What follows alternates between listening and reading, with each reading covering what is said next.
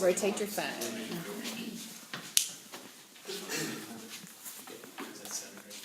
Did you want to show off your medal too, Kimberly? No, it's okay. We'll do it later. Okay. Go.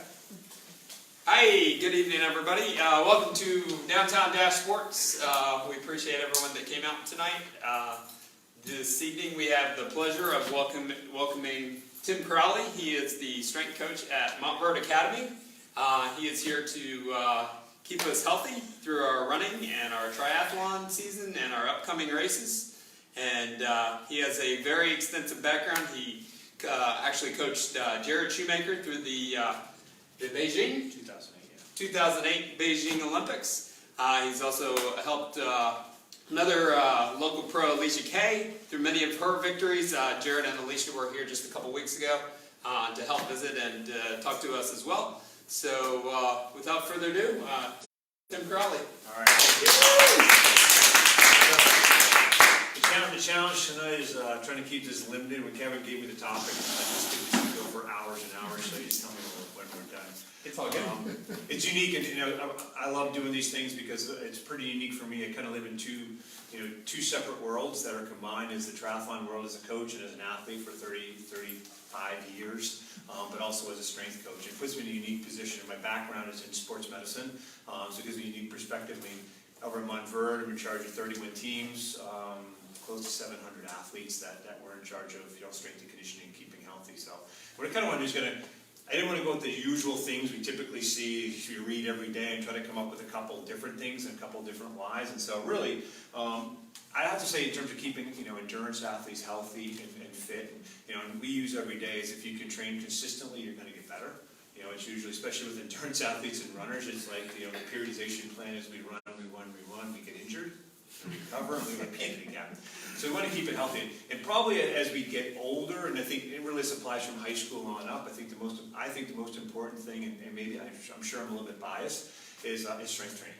And it's not the typical strength training, is we need to get stronger, but I live in the real world, both in terms of myself with a busy schedule and the athletes that I coach, is you can't dedicate, if you're a runner or a triathlete, you say, but I got swim, bike, and run, and we got to add this other stuff. And really a model that I've used for many years. It's kind of funny because when I started working with, when I started working with Jared and Alicia, we ran the same problem with all the training volume that they had, and the other athletes that I deal with. And so what we need to do is condense it all, and come up with really twice a week for 30 minutes, if done correctly, is probably the best thing that we can do for long-term development.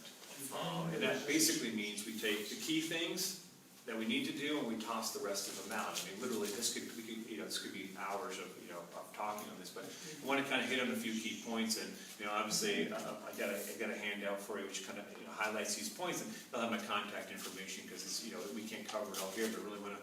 If you're not doing strength training, I think it's hugely important. And we talk about that. We put mobility into that as well. And really the systems we've kind of created is that creates your warm-up stuff. We should be doing mobility work, and oftentimes athletes go, I need flexibility. I'm not flexible, especially as we get older. Most of that is mobility. If we really look, we take our strength and mobility type of stuff, we can start at our ankles, and really what they call it is a joint-by-joint approach. When we start our ankles, we want to work on mobility. Okay, at the knee, we want stability, hip is mobility, lumbar spine is stability, thoracic spine. And if you look at, especially, I'll say triathletes, but I think runners fall in this category, most adults, because most people don't have very good posture, because we spend our time sitting, driving, on our phones, and it just does this. So thoracic mobility is hugely important. For swimmers and stuff, it's important because it opens up the shoulder, you don't get your typical rotator cuff injuries, and just for everyday stuff. Ankle mobility, and I said this, I saw some information earlier in the summer. It was really on the foot and the ankle, and I said that this is going to be kind of our next frontier of training to see more and more information in the coming year or two about the ankle being critically important, because if your ankle doesn't function correctly, it just moves everything up, and so a lot of our hip and our back pain, our knee pain can often be associated with that. And now, if we take a look at more specifically, it's strengthening the feet, and so I'm a big proponent of doing your strength stuff with either socks or minimalist shoes or bare feet to strengthen the intrinsic muscles of the feet. For a triathlete, it's hugely important because you're talking barefoot running, but it's a very important part of the sport because you never know with any race what surface you're going to be running over. You come out of the water, it could be sand, it could be gravel in a parking lot, it could be anything. So the ability to have strong feet and do that is critically important. Also, we talk about hip mobility. A lot of times people are thinking, I don't need to work through the hips, but the ability to move correctly because everything functions off that. Our knee is just a simple hinge joint, so everything we do with our hips is going to affect that. Probably, we look at basic movements with, with strength training. We're looking at pushing, upper body pushing, upper body pulling, a squat, and a hinge pattern. If you kind of put those, if you think of these things, we just put them into buckets, and you're like, how can I create a whole workout with just a few different things? If we think of filling the buckets, every movement is a bucket. If we start to put too much into that bucket, basically when the bucket overflows, it's called an overuse injury. So we need to make sure we create the balance. With a lot of stuff, because of our posture, we need to do a lot more pulling than we need to do pushing. We need to do double leg work, single leg work, and both squatting and hinging patterns. We get our core stability stuff. So the things can be done. I think oftentimes with endurance athletes, we think high, well, it's endurance sport, so we need to go high rep, low weight. It couldn't be further from the truth. You need quality, but with quality, you've got to make sure you're doing it correctly. So form becomes, and how to do it is critically important. And from that, you want to keep the quality. So by keeping some quality, it doesn't take a lot of time. I mean, typically, you can do a 30-minute workout. You can do all your 5 minutes of warm-up over mobility work. You can do probably 3 key exercises, and then do them with three to four sets. And one of the best way of doing that is pairing stuff up. It's not doing something and sitting around. Upper lower core. I mean, it's how we do it. I mean, I just came from school just now, and I think today we trained probably 10 or 12 teams, and some teams we do as little as 30 minutes. I mean, the idea is to get it all in and get it done quickly. So it's kind of living, breathing. And I like talking about this because partly it sounds really good theory, but it can be done in practicality. We do it every day, and I do with athletes, and triathletes and runners and cyclists every single day. The other parts, which I think are interesting, I really kind of push myself to be like, what are the things in terms of health and recovery? Does anyone use heart rate variability? Okay, we go to second step. Does anyone know what it is? Okay, real simple. Heart rate variability is a simple thing, and the cool thing is there's a lot of stuff now that have it. There's many apps that have it, and a lot of I think some of the polar monitors and some of the other monitors now have that capability. It's one of those cool things, but no one really knows what it is. I'll try to break down your basic. It's one of those things when I learned about it, I said, I really wish if I'd known this before, I probably would have paid more attention in biology class in high school. But basically, it's the old sympathetic, parasympathetic nervous system. But I try to take something complicated and simplify it. Is that what it does? It doesn't measure your heart rate. It measures the time gaps between each heart rate. And your body's ability to do that is telling how good your body is at that moment at adapting to stress. Okay, and so what it is that we're always trying to create the sympathetic, the fight or flight, and the parasympathetic, which is the recovery, but it's always in balance. And by taking these measurements, it gives us a little bit of insight. Actually, again, we started this is becoming apparent now, but we started using this back probably around 2008, 2009. The great thing is when I was working with Jared, we were really kind of doing some cutting edge stuff. We were getting our hands on, when you have an athlete like that, you can get your hands on any technology. You pick up the phone and everyone's willing to. So we were using sleep monitors, we were stuff that now is starting to come. We were doing this 10, 12 years ago. And heart rate variability is one we really hit on that I really like, because if you think of it, we can now measure, in the swimming, running, cycling, we've got all of our gadgets, and arguably we have too much information now. But I always said I can measure the training stress of an athlete.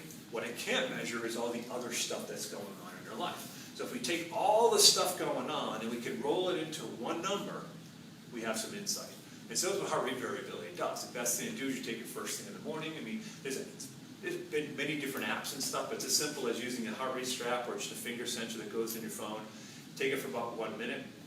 And if you do it consistently at the same time of day, it makes it more accurate. It gives you a number. It'll often track it, and you can see you trending upward, you're trending downward. And some real interesting insights. Like, I know for myself is that after I race, you would think that the day after is a good time to take a rest day. And I found that I was still pretty good. But 2 days and 3 days after, I was in the tank. So by learning that, you start to get a good feel. So now you can match that up with training. And again, typically you'll say, "Oh, you time to take a day off." I feel great. Usually you feel really great right before you go off the edge. So the trick is have some insight. It's not foolproof. It's not like, I always wonder if an athlete says like, "Hey, I'm showing orange or red. It's the day of a race. It means I'm going to have a bad race." It doesn't mean. I mean, actually, I come up red every race because usually getting up at a really early time in the morning. So I discount the race days and just let that go. But to be able to monitor that, you can start to get a feel for trending and where it's going, when you're healthy, when to pull back. And really, I honestly believe that this is how we're going to periodize our training, in the near future. Is that not just going with, so many days on, or 3 weeks on, 1 week off, 2 weeks on, 1 week off. We're going to do it based on what it tells you. And I use it with a lot of the athletes that I coach that are around the country. We use this every morning, and I'll say, look, if you show it, because basically you'll get a number, and it's going to give you green, yellow, or red. So basically the rule is, if you're yellow or red, you text me. And I can look at what we have planned. I know the athletes, like, take it easy, train as normal, start your workout. If this happens, adjust it, or take the day off. And so we kind of get a feel for that. And the idea, again, I think it allows athletes to stay very healthy, and I honestly believe it can help keep off some of these injuries, because oftentimes you have athletes that'll, or you may have experienced yourself, just when things are going good, or just like, I'm telling poor luck, 2 to 3 weeks out from a key race, I get injured, or I got sick, or something happened. Sometimes those might be able to be short-changed if you start to understand what's actually going on. And again, it's not just the training load, it's the other stuff. And I find it's the other stuff that may have an effect. It's going to be affected by sleep, it's going to be affected by, if it's students, they've got tests, they've got this, if it's, meetings, business trips, all that stuff goes through the filter and comes out the other end. So I think it's a hugely valuable tool, very simple to use. You can get these graphs and stuff, and it can kind of give you the trending, so I think it's a good piece.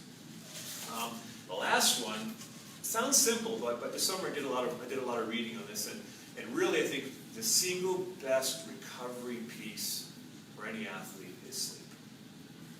But unfortunately, we have too much stuff to do, and it doesn't sound cool or tough enough. We all know people. I get up at 3 o'clock in the morning to ride my training for 3 hours, and I go up to run it. I honestly believe I did a lot of research on this during the summertime. It's a nice thing working a school schedule. You have the summers off. It's my sabbatical time. I just dig in and read a ton of stuff. And I was really dug into sleep stuff, and there's a lot of interesting stuff beyond the normal. One of the things I kind of found was that typically athletes, okay, you guys, they can't see on the other side, so you guys can raise your hands. How many get 8 hours of sleep? Seriously? Yeah, that's part of my day. But really, even as adults, we should probably, as training adults, as athletes, 8 hours a day. And then the funny thing is, like, for every hour of training, you probably should try to add a half an hour to that. That's in the perfect world. But the thing is, if I said 8 and you're at 5, there might be some benefit in getting some more. And it's a real important thing. And the problem is, you can't patent sleep, you can't sell it. And so there's all these other recovery methods out there. But by far, it's the single best mode of recovery. It's necessary. I think we need to take, and we go to sleep, that's a daily thing, but I think, we need to, if we look at our periodization plan, we need to take a break on a yearly basis, we take a break on a monthly basis. You should probably take a break on an hourly basis, 5 minutes or something, but I think that's all really super important for consistency. And just what I've learned over the years of, training and racing myself, as well as coaching athletes in all different sports, is consistency is the key. And everything needs to go in there, in terms of staying healthy. And obviously we got the, hydration and the eating, but we see that every single day. So I want to kind of pick out a few key different things I think that would be important, like it related to long-term longevity. Because as athletes, if we can stay healthy and we can stay, fit, then we can continue to do the things that we want to do and control our lives. And that kind of files into my long-range plan. My only goal is to try to become like a national champion, a world champion, and I'm aiming for that 85 to 90 age group. That's kind of my goal. You can't beat them when you're younger. We can outlast them and stay healthy, and so that's kind of the long-range plan that I have. On any of those things, any particular questions? I want to just toss some stuff out there that hopefully will kind of generate some questions on maybe the strength training questions or the HRV or any of those different things. Do you have some of your strength training plans and stuff on your website? Is that right? I do. Yeah. Actually, Mike just texted me that. I was going to throw, yeah. Actually, one of the things I just started, it's been a project of mine that I really wanted to do for a long time, is that try to create these plans around this model, and then have them available. And we're working on these now. They're coming out. I'm trying to get a lot of it up in, basically it's triathlonstrength.coach. It is kind of fun. My son's a computer engineer in college, so it was a project we teamed up in the summer because I had this concept, but I didn't have time to do that stuff. But the idea is to put not just generic plans, but very specific plans, and kind of have them, in 8 or 12 week blocks that are progressive. They've got videos on there and stuff like that. And the idea is to kind of build it out where, depending on where people's key races are throughout the year, they can kind of plan that. And the idea is to do it in a very cost-effective method, yet still keep a good quality of, and it's very specific to the sport.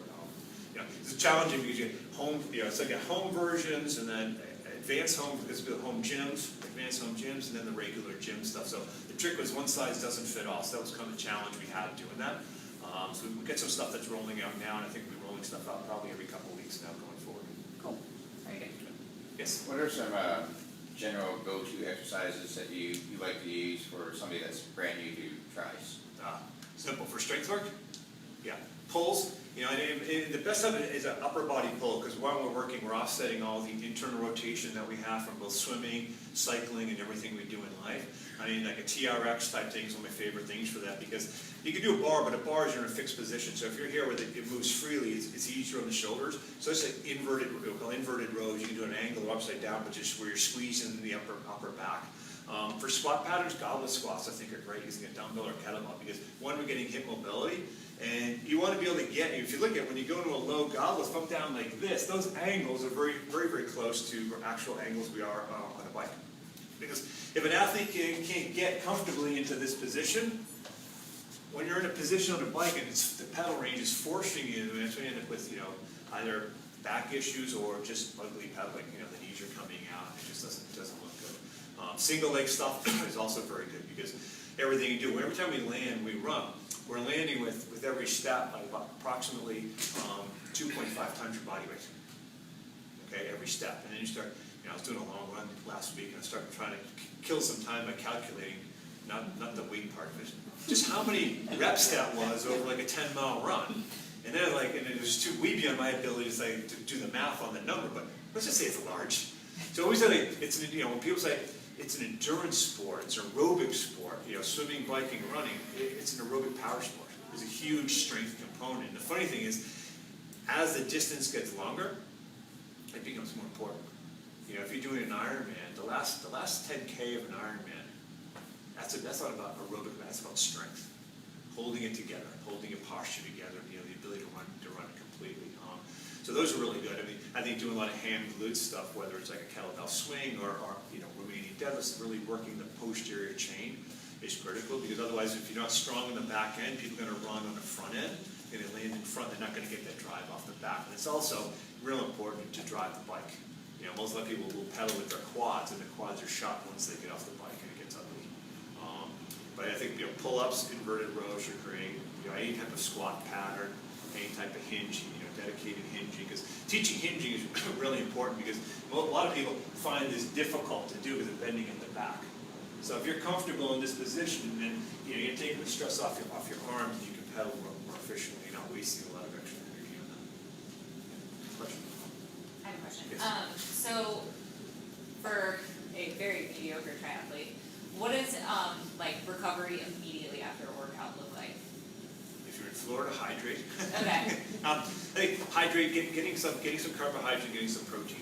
In terms of muscular, are we stretching, foam rolling? Yeah, we do before or after. I don't think it's any right way. Okay. I think it's probably more dedicated by logistics than anything else. I would say have a routine. I think developing routines are important. I love systems. I like routines because I think they're important. So I know every day I come in from running, and keep it efficient. If you have to go all these places, if I come in and go through my garage, I do for ankle, and again come with the ankle, doing single leg heel raise just for range of motion, because I think a lot of the calf issues and lower leg issues that we tend to suffer, especially with masters athletes, comes from for cycling, where cycling and our calf is held in a pretty rigid position, and then we ask it to run and yield, and that just the fascia, the muscles get tight over time, and so one day you're out there that feels kind of tight, and then boom, and then you're on the shelf. You're not running for 4 to 6 weeks. So calf raises are really good. Calf stretch is really good. Whatever it's foam rolling, whether you do it before or after, honestly, I don't think it makes that much as long as you're doing it. Or if you do it later on at night, but making sure you have optimal range of motion that you need. You don't need more with flexibility and mobility. You only need what you need for the sport. Obviously, we need a lot at the hip. But with runners, if someone just is a runner, you don't need that deep stuff necessarily. But if you don't have it, you're going to be forced into it. Flexibility is one of those things where more is not better. It's the only part of the components of fitness that more is not better. You just need to have what you need, because the more flexibility a joint has, the less stability it has.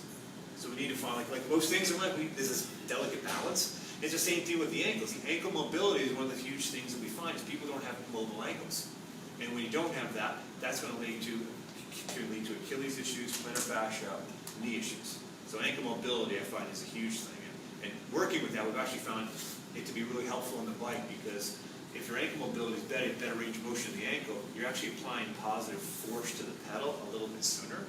So even if it's a little bit like on a clock, if you're going generally power from like 2 o'clock to 4 o'clock, but now you're more like 1:30 to 4:30, that's huge. It's like a 50% increase. So I think the nice thing, I think the same things that we do to keep us healthy and not, and to try to prevent injuries are also the exact same things that actually can lead to better performance. So it works both ways. Any questions? That's great. Thank We you. can go for hours. I'll be back on a weekend. We appreciate Tim for coming out and spending his time here, and I think he has a. Yeah, go ahead. Just some of these things I talked about has some handouts, give me contact info, so if anyone wants them, please.